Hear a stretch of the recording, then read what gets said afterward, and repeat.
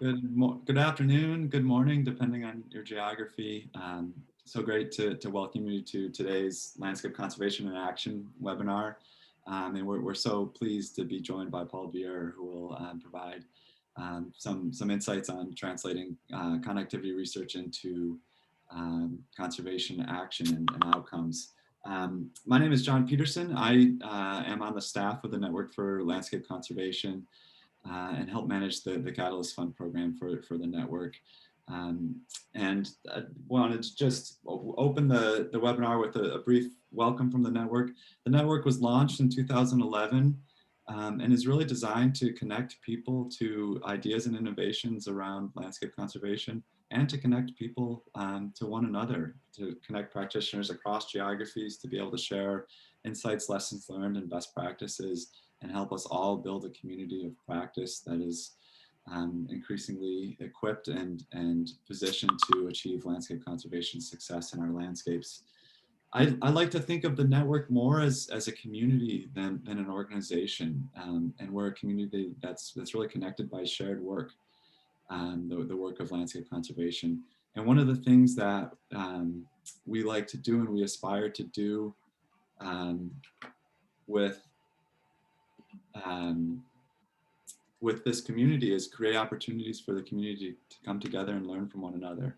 And it's in that vein that we've launched the Landscape Conservation in Action webinar series. And today, as I noted, we're super pleased and privileged to be joined by Paul Beier, who is a conservation research fellow at the Center for Large Landscape Conservation and an emeritus Regents professor of conservation biology at the Northern Arizona University. And Paul's really pioneering research in the late 1980s, early 1990s around cougar dispersal and heavily urbanizing Southern California really set the table for a lot of the connectivity and quarters research and conservation action that we're seeing into today. So with that, Paul, I'm going to invite you to join and share your insights on how we take connectivity research and translate it into conservation outcomes and success. So Paul, I'll turn to you and let you take it away. All right, thank you. I'm very pleased to be here. As I was telling Jonathan as we were getting ready for this call, I came across, I'm doing a project very similar, congruent with the objectives of the Network for Landscape Conservation, and happened to discover them as an entity the very day that Ernest Cook invited me sent an email to me on potentially giving this presentation. So it's great to be networking with you folks. You're doing wonderful work, and I hope we can collaborate in the future on a new effort.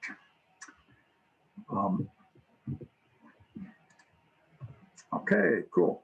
So again, my work, it'll focus here, it'll start off at least with my work on mountain lions in Southern California, back about 35 years ago now. So here's where I was working in Southern California. Basically, my study area, at least in the first part of the study, was the Santa Ana Mountains. So as you can see, all that white tone is urban areas. So we're almost surrounded. We're a peninsula of habitat jutting into metropolitan Los Angeles, Riverside. These are urban areas here, city of Temecula, city of Fallbrook, greater San Diego, extending up from the south, with a tentative possible connection to the Palomar mountain range to the southeast. So the study area, the Santa Anas, are about 600 square miles, which is a pretty big chunk of land, but not for mountain lions. The area that holds fewer than 15 adult pumas. So the breeding population generally hovering around 10 to 15 animals, quite small. So in the first part of my study, I was working in the southern half of the mountain range. I eventually expanded to the northern half and this northward extension of the Chino Hills. And I tagged radio tagged 7 females. This was the old days when you didn't have GPS. You were actually doing on the ground triangulation telemetry. But I had 7 adult females, and none of them had cubs at heel. and none of them gave birth during that entire first year, and there was no sign of an adult male in the southern half of the mountain range. Their gestation period is very short, 90 days, just like your house cat. So this was really alarming to see. They don't have any, they're not tending to any cubs, and none of them gave birth for that first year. No sign of an adult male. At the end of that first year, we heard him vocalize, we saw his tracks, he visited all of our females. 6 of them had litters in the second year. Most of those cubs died in year 3. So this is, again, mortality rates of juveniles are quite high. So we weren't terribly surprised that fewer than half of them lived into their second year of life. But it made me realize that after collecting a bunch of data on their survival and fecundity and reproduction, I needed to model this population and say, well, what's the chance that this population is going to persist? So I built a population model, and it basically said this population, if it's isolated, it's doomed. But if we can maintain connectivity that just allows a few animals, and we're talking 3 or 4 animals per decade, not even annual immigration into this area, it can persist forever. So it's demographically unstable, but if we can maintain connection, that's great. And this same conclusion would be true then for all of those other mountain ranges, the San Bernardinos, the San Gabriels, the San Jacintos, especially the Santa Monica's, which is even smaller than the Santa Ana's.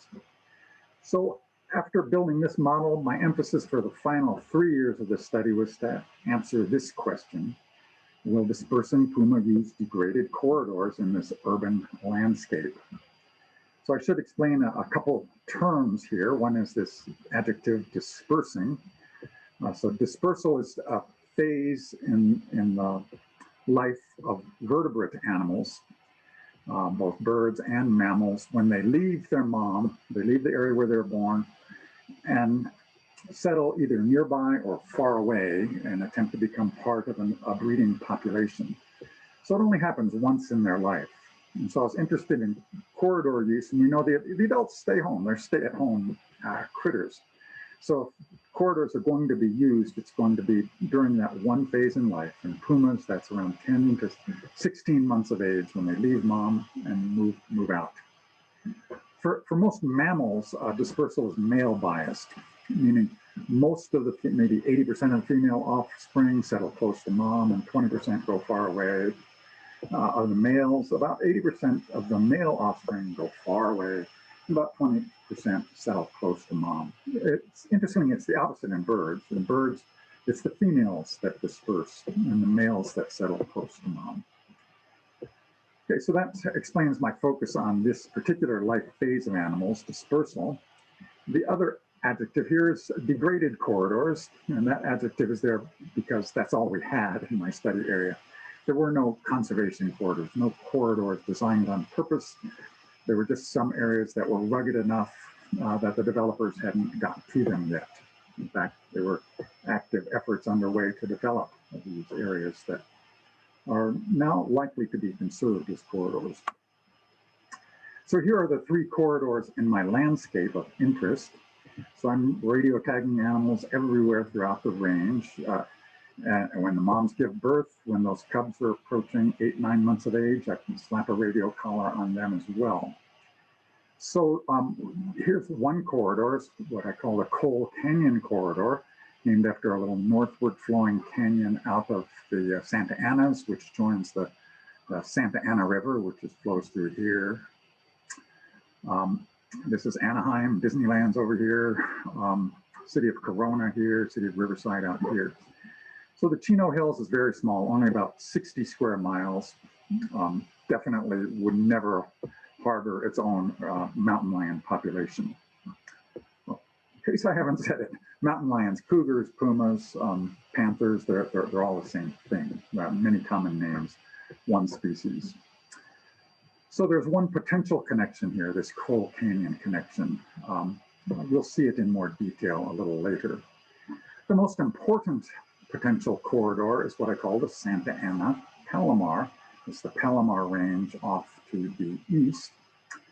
and there's potential linkage through there. This is city of Fallbrook, city of Temecula, Interstate 15 runs through between those two mountain ranges. And then the third is demographically not really important. It's redundant, you know, in that an animal can get from this part of the mountain range to this part by staying in the main habitat block. But here between the city of Mission Viejo, where my arrow is now, and this city that looks like an upside down horseshoe, that's the city of Rancho Santa Margarita, there's about a 7-kilometer long narrow corridor, but very nice natural conditions between those two cities. Again, no adult animals used any of these. I mean, to see, will the dispersers find them and will they use them? I was able to radio tag 9 juveniles. Just by sheer luck, most of those were male, which are the better dispersers.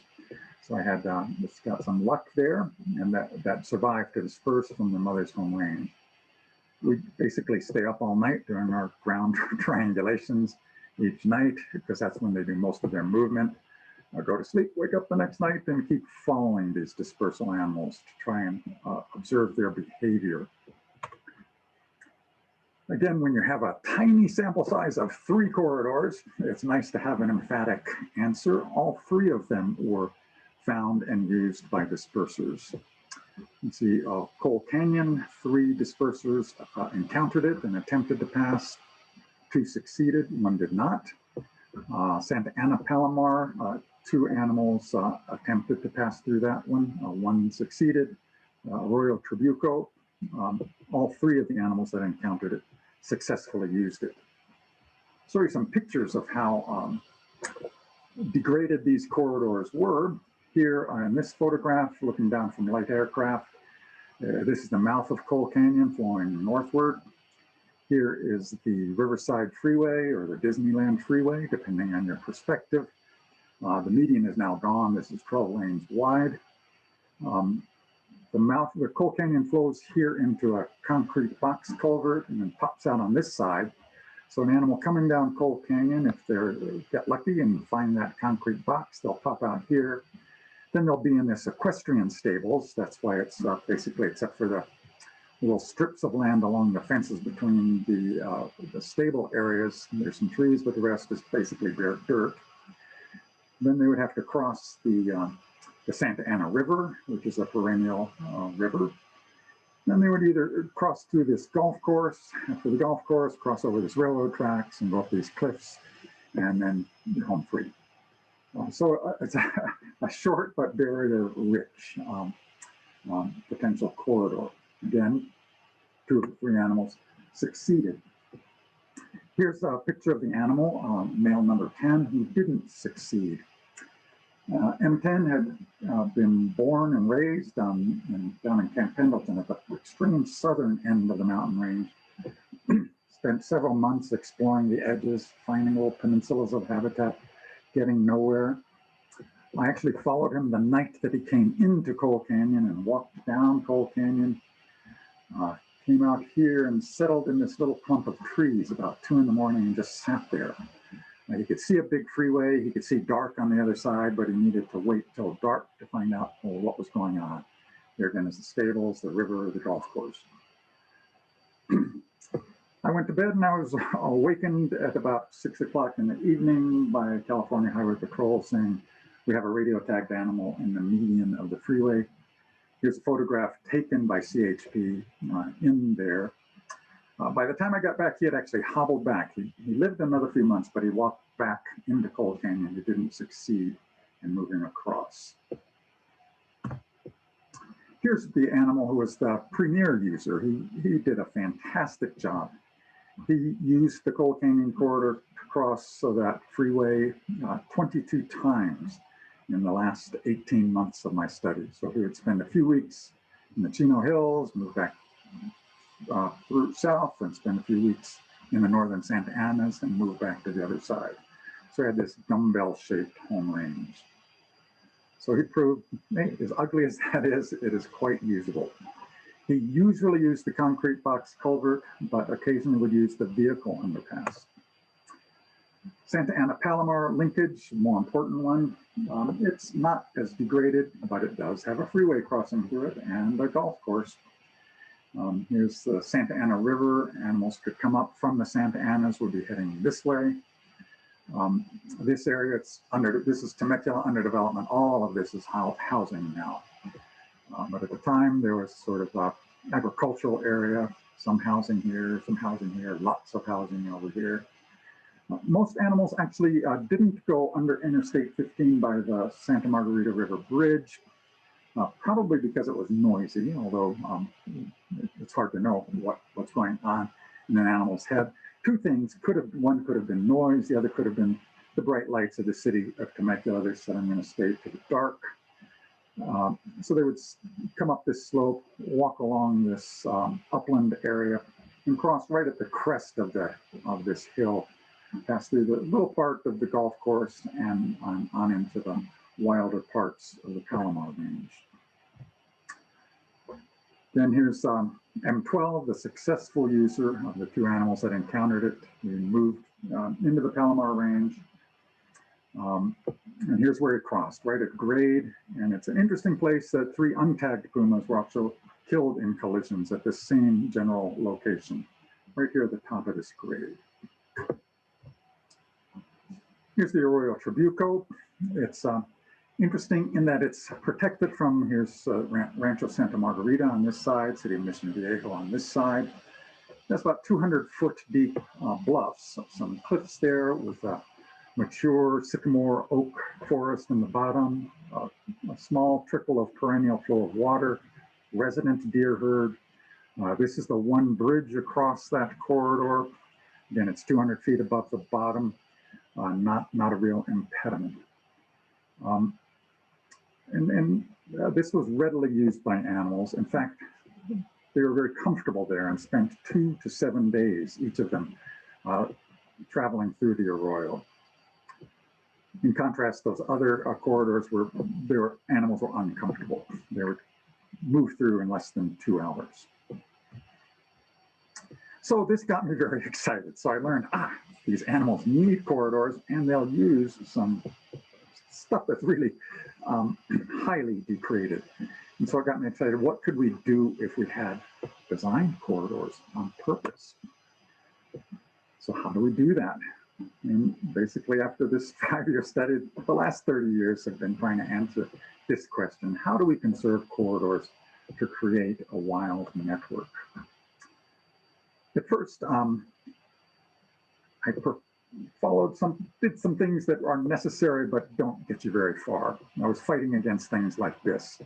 This is your typical Southern California development where you take a couple thousand acres of pristine wild land, bulldoze it, put in roads and houses, and presto changeo, it's a city.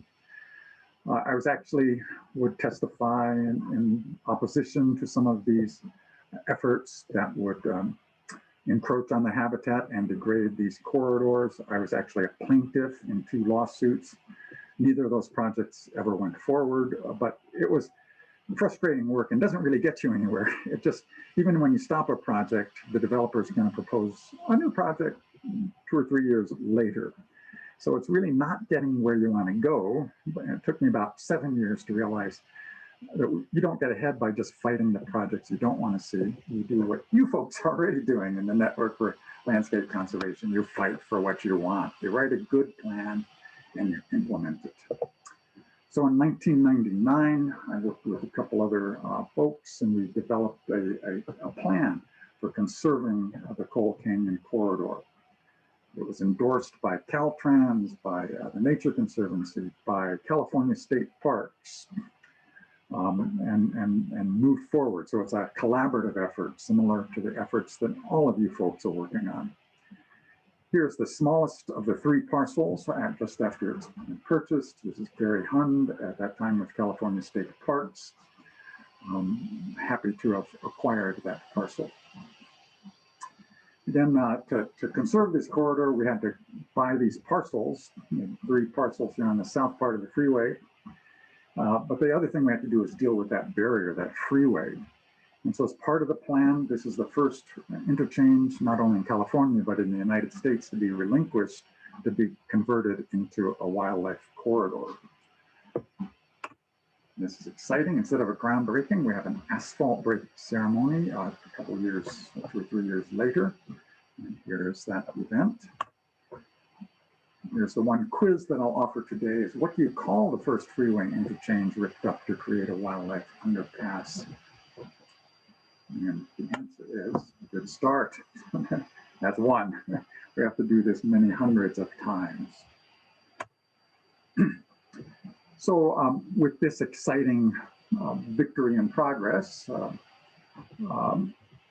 back in the early 2000s, we embarked on, I worked with a lot of other folks to figure out, well, how do we conserve these, how do we link up all these other mountain ranges?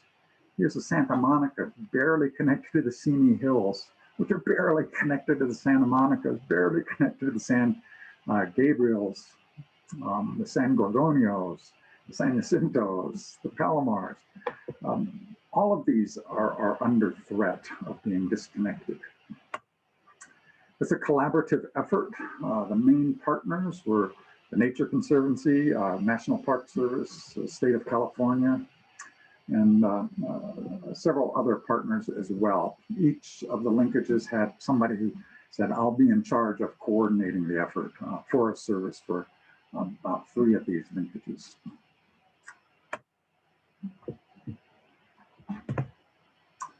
So for me, quite often I give a talk very similar to this to scientific audiences, and I always tell the scientists, you know, we don't pretend that people are following us. We are serving them. You know, we lead by serving. I'm not spending the millions of dollars to buy the land. I don't own the bulldozers to build those crossing structures. I can just be there helping people collaboratively work together to design a plan and move it forward. So it's these other partners that are really doing the work. So the mechanism that I've been using now for 30 years and designing these linkages is, first we find local experts, people in the area who know the biological diversity, and ask them to identify from 8 to 30 focal species. So a large suite of focal species. The rationale here is that we really get one chance to design this corridor. If I succeed in Arizona, say, in developing a corridor to serve the jaguar, and I get it, and then 5 years later I decide, ooh, you know, jaguar, he can move almost anything, but the leopard lizard here, it's important. We need a new corridor for that. I'm going to be laughed out of the room. You know, we got one chance to do this right, so we got to design this corridor so that it'll work for everything that needs connectivity in a particular area. All of these are North American, with the obvious exception here of the Indian elephant. But these are all focal species that we've used in various linkage designs, either in California or Arizona. When we have those initial meetings with stakeholders in an area, we ask them to think about various types of focal species. So we need to consider the area sensitive, things like the mountain lions, the things that are going to be the first to disappear if connectivity is lost, because those populations are demographically and genetically so unstable. We also have to look at those habitat specialists, the things that most need continuous swaths or close to continuous swaths of a particular, say, oak trees for a tree squirrel, or a topographic element, relatively gentle landscape for, say, a pronghorn antelope. We also want to look at those most barrier sensitive species. Every linkage I've worked on has a freeway crossing through it. So in Arizona, at least, the species that is hardest to get across a road and the hardest to get across a fence, and by God, the very hardest to get across a highway, which is a road with a fence on each side, is a pronghorn antelope. So if we can design a structure that's going to get pronghorn across a road, probably everything can cross that road. And then the final type of focal species actually kind of overlaps with these. So some of these barrier sensitive species or habitat specialists or area sensitive species, some of them might be what we call passive species, like a mountain lion can move from one end of a corridor to the other end, even a long 30-kilometer long corridor. It can do that in a couple days, a few weeks at most. But there are a lot of focal species, including things, reptiles like this Gila monster here, which is a focal species in some designs in Arizona, that take generations. They have to move into that corridor, live there, find food, find a mate, reproduce, and then the second or third generation might make it to the other end of the corridor. So this is part of that design of a corridor. Here's one in Southern California, and our motto is no species left behind. We got one chance. Let's design it right. That means most corridors will have multiple strands. Some of them will only have one strand because it's so developed that's really all that's left, like in Coal Canyon. The plans have to be comprehensive, so they have to be more about the two main elements that all of them have to include is the crossing structures across the freeways. Canals are even worse than freeways, and railroads, so those linear barriers. How do we get those crossing structures? And then how do we conserve the land that leads to those crossing structures? But we also have to deal with other things like artificial night lighting and fencing in that in the corridor area. We have to consider a variety of tools. We can't always buy everything. Sometimes it's easements, sometimes it's just through zoning. And in every linkage I've worked on, there are people living there. Our plan is never to make people move out. It's to engage those landowners as stewards of the corridor. Field assessment is different, because instead of working like most ecologists, at least in my day, a few decades ago, you dream of working in the most pristine wild areas. We're working in these very multiple use landscapes and saying, how permeable is this dude ranch here to animals moving through the area? If I'm an amphibian, is this concrete lined stream good enough for me to use this ephemeral waterway? Here's one that we still haven't solved. If you ever walked the Pacific Crest Trail and reached the southern terminus, even for over 40 years now, there's a 20-foot steel wall there. Contrary to the wishes of our recently departed fascist, we will never have a true full border wall with Mexico, but we still have issues with the wall that exists. The picture up here, again, is that picture of this along Interstate 15, where it crosses between the Santa Anas and the Palomar range. Here you'll notice that these steep manufactured slopes, this has been blasted about 30 feet down into the bedrock of the landscape to make this highway crossing. So we're really not going to ask an animal to come down this 30-foot manufactured slope and an underpass. So in this area, we have proposed, Caltrans is now on board with this. It's been 30 years, but I think it might happen in the next 5 years. We've proposed a vegetated overcrossing structure to occur in this area. Nature Conservancy's bought the land on both sides, so we've got the land part pretty well nailed down. So it's exciting. One of the exciting things here is that this is not just mitigation. So much of what the ecologists do is mitigating, which means you're slowing down the rate at which things get worse. It's like this one-way ratchet. And you just, it didn't click as far as it might have if I hadn't been here. But no, we can actually turn it the other direction. A land bridge here would actually improve connectivity in this area. So very exciting. It's been fun over these last decades. Corridors are now very widely accepted as part of what people do. Western governors unanimously, most of them Republican governors, adopted this Wildlife Corridors Initiative in 2008. Here in Arizona, they were changing US 93 from a 2-lane road to a 4-lane road between Kingman, even between Phoenix, say, and Las Vegas. This is the major connector road. Arizona Game and Fish had long known back when this was just a 2-lane road, bighorn sheep never crossed it. It was a 2-lane fenced road. The animals This is an area where animals, radio tagged sheep on both sides, would approach that 2-lane road in this area on this side and never cross it. They would approach on that side and never cross it.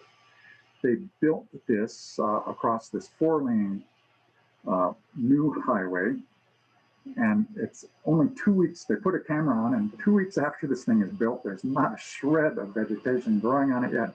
Here's a bighorn sheep crossing this bridge. Another one of the linkages I worked on here in Arizona is between the Santa Catalina Mountains and the Tortolita Mountains north of the city of Tucson here.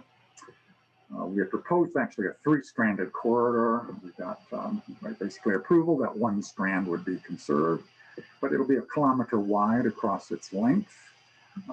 Here's an artist's rendition of a vegetated overpass that actually has been built now. It took 8 years to get the funding and another 2 years after the funding to build it. So it's not fast. About 1 kilometer away from this vegetated overcrossing structure, they also built a vegetated undercrossing that's shown here under construction. On the same day that this photo was taken of a desert tortoise, one of the focal species, right here in the in this under construction undercrossing. So again, very hopeful signs that these are going to be effective measures. I've worked as a consultant to the government of Bhutan back in 2010, trying to turn their conceptual commitment, wildlife corridors, into actual corridor plans. Once these are fully implemented, Bhutan will be the first nation in the world to do 2 things. One is to connect all of its protected areas, and second, to protect over 50% of its land. Actually, somebody else told me there was another country that might be at that 50% mark. So maybe it's the second to protect over 50% of its land. So here are some lessons, and we'll get into a discussion that I've learned on this journey of trying to conserve wildlife corridors. The first is to be positive. We need to work for what we want to see, not against what we don't want to see. We need to be collaborative. One of my mottos is that none of us is as smart as all of us. And for scientists, my motto is scientists lead by serving. We need to be comprehensive in terms of species. And the motto is no species left behind. And the other motto is we get 1 chance to do this, we got to do it right. We also need to be comprehensive in terms of the issues we address. We have to address those linear barriers and the land conservation and various management practices. The exciting part is we get to go beyond mitigation. We can actually have a goal to make landscape more permeable than the landscapes we have today. This last slide here, that ridge is an important area, and I took this photograph. I'm actually standing when I took this photograph on the California aqueduct, which takes water 400 miles from the San Joaquin Delta across the mountains into the San Fernando Valley. It's the reason LA is LA, that water moving in. So I'm standing on this massive aqueduct. Here's the confluence of 4 highways. Not only 4 highways, not only water, but there's a railroad here. There's high voltage power lines. There are microwave dishes on it. So it's a landscape in which we're moving goods and services and people and water and electrons and information. And that ridge in the background is the last wild linkage between the Santa Susanas and the San Gabriel Mountains. It's still an opportunity to make this connection real. So these are exciting opportunities where we can not necessarily fight, although this is too many highways, but we're not going to rip them out, but we'll just have another green layer moving through this landscape to create something that works for conservation. So again, that's thank you very much. I will let John take over, and let's have some time for discussion. Yeah, thank you so much, Paul. What a pleasure to listen to your remarks and hear your insights. And I encourage folks to use the chat and the question and answer function in Zoom and ask any questions or bring any questions or thoughts forward.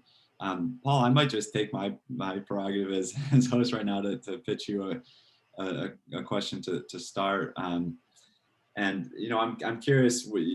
You were talking about sort of the process of moving into these linkages and starting with identifying the focal species, and you've worked in any number of linkage projects now too.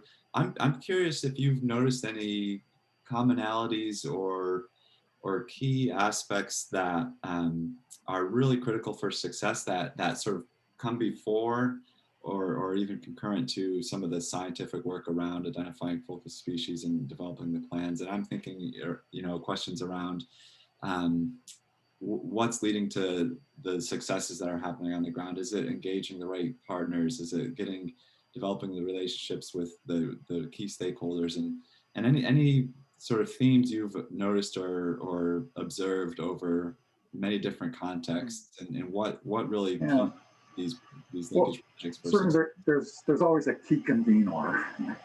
They're not a top-down convener, but somebody who's passionate about this and says, let's all get together and work.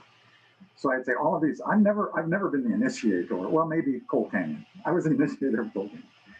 Everything else, somebody else said, Paul, come help us out. So there is a key person who says, we need to work on this.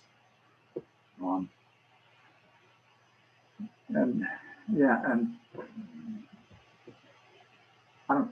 of my hunches is that another key, although I'm not sure this is really true, is a succession plan too.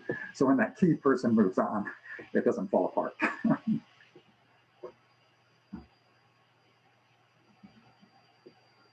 Yeah, that's great. Thanks, Paul. I'm going to start picking up questions from the audience, and again, I encourage people to use the chat and Q&A box to keep pitching your questions. But we have a question, Paul, around rough average costs to construct wildlife overpasses,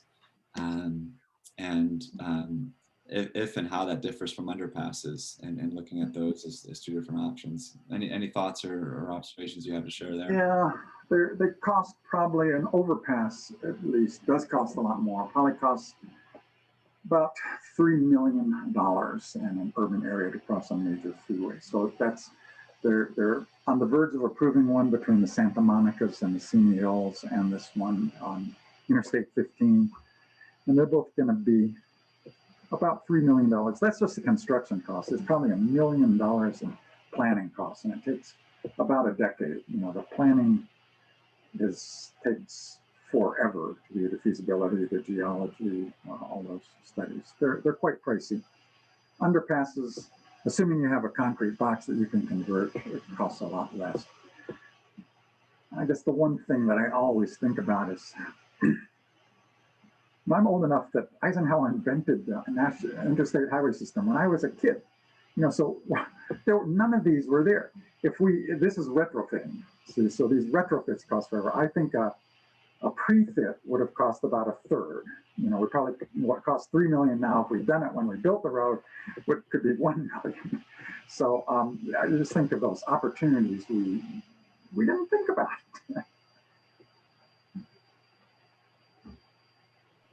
great. I'm struck, Paul, in listening to your presentation about the length of time and the investment of time and energy that go into these projects, and to your point too about succession planning.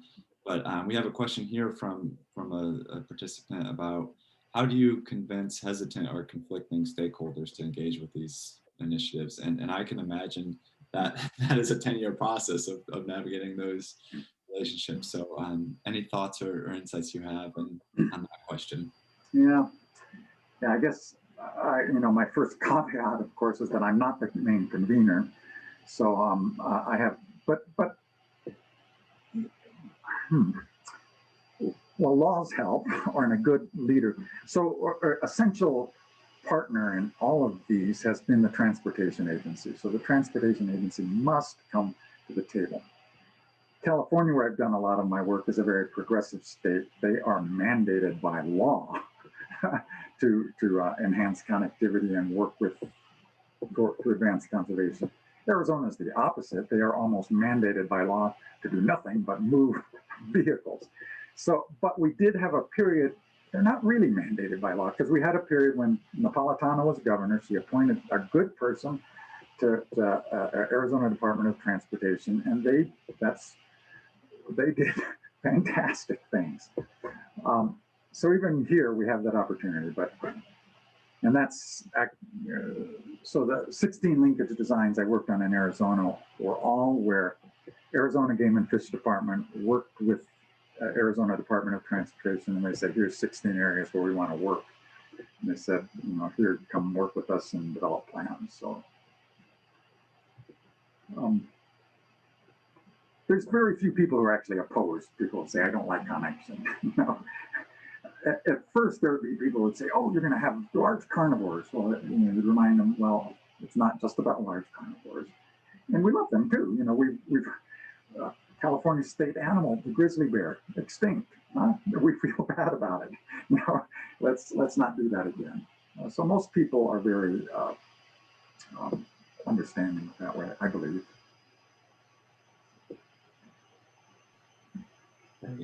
Thanks, Paul. I have a question. In a lot of your examples, clearly draw from your work in the Western U.S., but it does seem like a lot of the attention in the United States on corridors is happening in the Western United States. Do you have any insights or observations, or can share stories on work that's happening in the other portions of the country? Yeah, well, there's some great stuff. I like up in the Northeast. It was the Two Countries, One Forest initiative, and it's had a couple spin-offs now that I understand are really doing some fantastic stuff. The state of Vermont, I believe, is very progressive and forward-looking on this. I think, in the Appalachians and some of the coastal areas, there's been some active work. I'm not as familiar with it, but I know there's good stuff going on there. Probably the hardest area is the Midwest, where there's not much to connect anymore.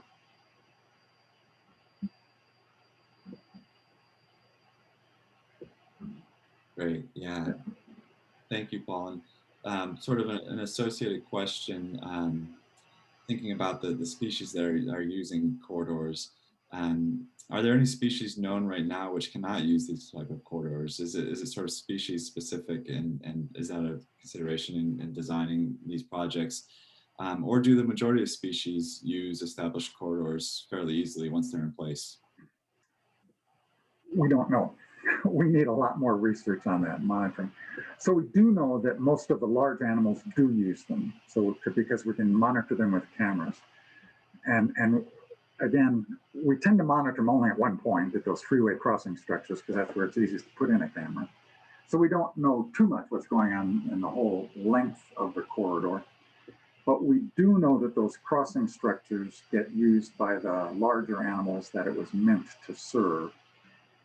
Interestingly, we know it takes about 3 years. So that example of the bighorn sheep is really an outlier. Same with that tortoise. Quite often when they put those cameras in, they find for that first year nothing uses it, almost nobody. So those overpasses along the Trans-Canada Highway, year one, nothing. Oh God, we wasted all that money. Year two, a couple animals passed through. Year three, they're all using it. So there's some learning time, but they do learn. The one critical element is that the rest of the freeway has to be fenced so that animals are funneled towards those crossing structures. So the fencing and some time for them to learn, and I presume that there's olfactory cues, the scent marks based on some animals using it. Everybody responds to that, say, oh, critters have crossed here, and they use it. But we need a lot more work on some of the smaller animals. They don't trigger the cameras. We don't know. Yeah, a question from a participant here, and there's so much discussion and dialogue right now around visions like 30 by 30, and you know, thinking about how that work intersects with what you're talking about here. What kind of connectivity goals can we include in our efforts to make sure these corridors are part of or recreated in landscapes in which folks are working to achieve things like 30 by 30? I think it's got to be an essential part of 30 by 30. I mean, it's mentioned in, I have it here on my wall here, the executive order, the part on sections 216 on conserving our nation's land and waters. You know, so it's part of it. There's another directive that really embodies the idea of these planning efforts should embrace multiple goals, including other working landscapes. You know, so this sort of ideas we've been talking about. It's not just the conservationists in top-down fashion saying here's what's going to happen. So I'm very hopeful and excited. I've offered my services. If they have a federal advisory committee, I will work for free to help advise 30 by 30. It's tremendously exciting. That's great. Well, thank you. Picking up on a comment you made earlier, Paul, around how critical engagement with the transportation sector is on a lot of these efforts. Any progress on implementing corridors into all transportation or prioritized transportation projects across the country? Yeah, federal government could do that. They could just say, this is the law. Yes, so that would be a wonderful thing. That should be embodied in this infrastructure bill. You know, that any new projects must consider opportunities to improve connectivity for wildlife.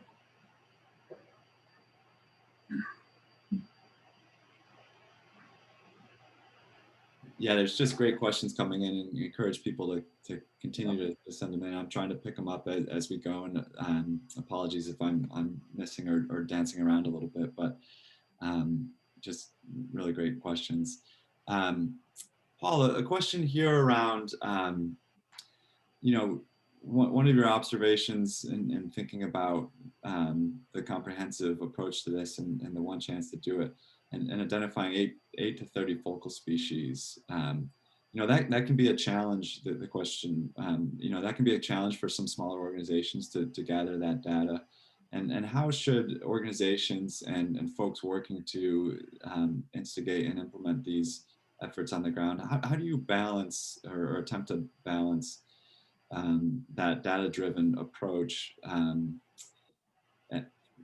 for multiple of 8 to 30 species versus 1 or 2 species, and thinking about the balance and yeah, the effort and time that goes into it? All right. Well, I would argue that it's cheap. You know, 2 acres of land. The average, so when I did in 2007, 2008, I wrote these 16 plans for state of Arizona. When I divided out, I think it cost them $8,000 per plan. You know, this is nothing. This is a 1/4 acre of land. This is nothing. And that included me going to an area and convening a group of folks and say, what should those focal species be, and getting those suggestions. And then hiring, I had a GIS person who would do the GIS analysis and say, here are the top priority lands for those species. So it really doesn't cost that much. The other thing to remember is that for some species, we don't have data. So sometimes we have a species and we say, yeah, this lizard, it's really important. How does it move? We don't have a clue. But we do know something about the sort of habitat that it lives in, and we assume that it prefers to move through that. So we can build these very simple models that here's most likely the best area. So it really, we've done a good faith effort to do the best we can to serve those species, acknowledging that some of our models are really poor. You know, for our best species, we actually have models that reflect data from their dispersal movements. That's what we mean to drive this, but for most of them, we don't have dispersal movements. The best we might have is just regular home range movements, which could be quite different, but it's better than nothing. And that we can move forward with that plan, confident that we're doing our best to serve multiple species. Well, I have a whole series of questions that are driving at a really similar theme here. So I'm going to try to stitch them all together in one overarching question. And the theme, the question is sort of centered around thinking about how animals get to the crux of the linkage and get to the sort of the infrastructure over some of the linear barriers, and thinking about the land, private land, other lands abutting, and approach, sort of the approach to those bottlenecks. Do you have any advice for thinking about how, when, if the appropriate time is to approach landowners? And let me just make sure. And then sort of associated with that, are there ways to incentivize landowners to continue to maintain that connective, the connective role their lands are providing within the linkage as part of that? No, that's excellent line of questioning. So the one part is easy: engage them as soon as possible. Again, that's respectful. To engage them late, say we got a plan, get in line, buddy, is just not the way to go. So even in Southern California, we invite big fat cat real estate developers who really have, but you involve them from the get-go. Come to that first meeting. They might not show up again, but they've been invited and are being engaged. I think in some of the Western landscapes that I'm familiar with, it's more working landscapes where those folks actually do already value biodiversity, and they would like to be able to help out as long as it doesn't compromise their ability to make a living. But again, the earlier they're engaged, and engaged respectfully, and sometimes, I guess, another part of the question was incentives. TNC is very great at easements as incentives, so it's a financial incentive. But quite often just appealing to their stewardship. Most of these, in working landscapes, these people are stewards, consider themselves stewards, are proud of their role as stewards. And if you engage them early and respectfully, quite often that's all they need.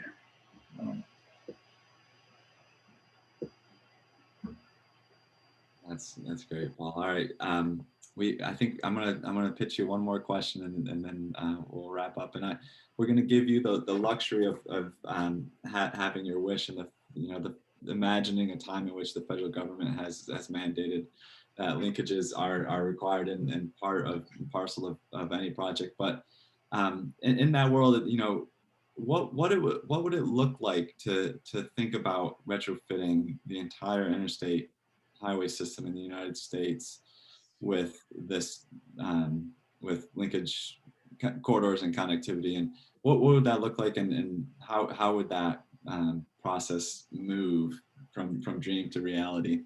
Wow. Well, I am a dreamer, but I guess I never dreamed that we're going to retrofit all of it. I assume we're going to have to prioritize, and there are going to be some areas that are just too small. We're not going to connect them. Chino Hills, 60 square miles, that's worth connecting. Also nearby in that Southern California landscape is the San Joaquin Hills, which are outside the Laguna Beach area. We're not going to do it. It's about 15 square miles. It's got too much urbanization already there. There's no way we're going to, we just have to say that would cost too many billions. Forget it. It's a sad thing to say, but we're not going to win everything. But so I think we prioritize probably based on the size of the natural areas that can be connected, rare or at-risk species that occur in them. And, I guess I'll be happy to make enormous progress. Yeah, and thank you so much, Paul. Yeah. Really wonderful. Well, let me, I'll just wrap us up for today, looking at the clock and seeing where we are as we approach the top of the hour. Paul, it's just been an absolute delight to be able to listen to your remarks and be in conversation with you and draw insights and learning from your observations and your experiences working in this work. It's truly inspiring. And so on behalf of the network, we wanted to just say thank you to you. And I also want to extend my gratitude to everyone that joined today and is working in this realm and pushing forward in this area. Thanks so much for your time. And it's a real pleasure to be in conversation with you all as well. And we continue to look forward to being in conversation.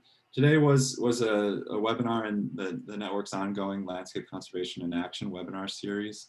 And a recording of this webinar will be posted after as we conclude on the network's website.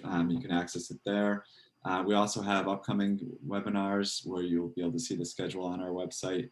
Our next webinar is scheduled for June 9th, and we'll be joined by Catherine Doyle Capitaman, who is a social scientist with the U.S. Forest Service, and she'll be sharing insights and knowledge and expertise around how to engage effectively local stakeholders in landscape conservation planning. So we're really looking forward to that conversation. Hope many of you will be able to join for that as well. Paul, again, thank you so much. It's a real pleasure. Really appreciate your time and insights today. All right. Well, it was my pleasure too. I just opened the chat box and I noticed a couple of questions that will disappear as soon as I log off here. I'm easy to find. Google my name. You'll find paul.beier@nau.edu. I'd be happy to converse with anybody about any issues that we didn't talk about right now. That's great, Paul. And I'll send you the chat log after, so you'll have it at your fingertips. Okay, cool. All right, very good. Great. Well, Paul, again, thank you so much. Thank you for everyone that joined, and we'll look forward to connecting again and continuing to stay in dialogue with you all moving forward. Thank you. Bye-bye.